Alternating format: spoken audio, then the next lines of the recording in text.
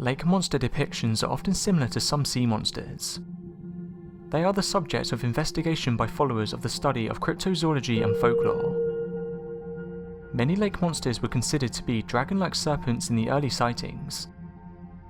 Most of the lake monster sightings in modern times describes the beast to have long necks and long bodies with flippers. A well-known example is the Loch Ness Monster. So what is the Loch Ness Monster? If it exists, it's probably not one animal, but a bunch of animals of the same species. If Nessie is an animal, it had to be a mother, and at one point there had to be a viable breeding population of the species. Only a few people think Nessie is a single animal, such as a sea serpent that somehow became trapped in the Loch Ness. The typical Nessie does roughly resemble the average sea serpent, but it lives in the biggest freshwater lake in Scotland instead of the ocean. Witnesses tend to describe an animal with blackish grey skin about 20 feet long. Nessie usually has the serpentine body that is typical for sea serpents and lake monsters, furnished with humps along its length and one or more set of paddles. Nessie's head is often described as roughly horse-shaped. It may have a straggly mane running down its neck, and some witnesses report small horns, especially those who see the Loch Ness Monster from close up. Sometimes witnesses report a small rounded head like a turtle. This head is the one that seems to appear in most of the famous Nessie photos. A young boy has photographed what could be the legendary Loch Ness Monster. It shows a dark triangle shape breaking the surface. It was photographed in a spot where many other Nessie sightings have occurred.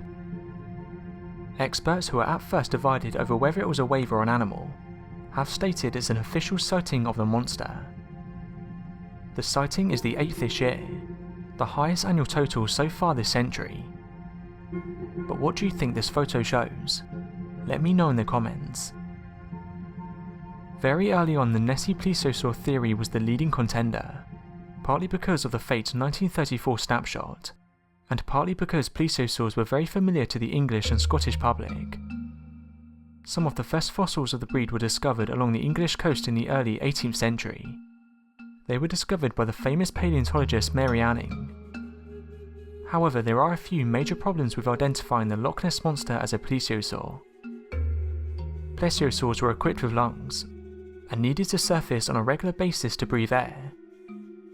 With all of the eyes trained on Loch Ness over the last 80 years, you'd think this habit would have drawn some attention. As ancient as it may look to the uninformed, Loch Ness is only about 10,000 years old, and was frozen for a solid 20,000 years before that. The last plesiosaurs went extinct 65 million years ago, along with the dinosaurs. But even with this in mind, people still believe in Nessie.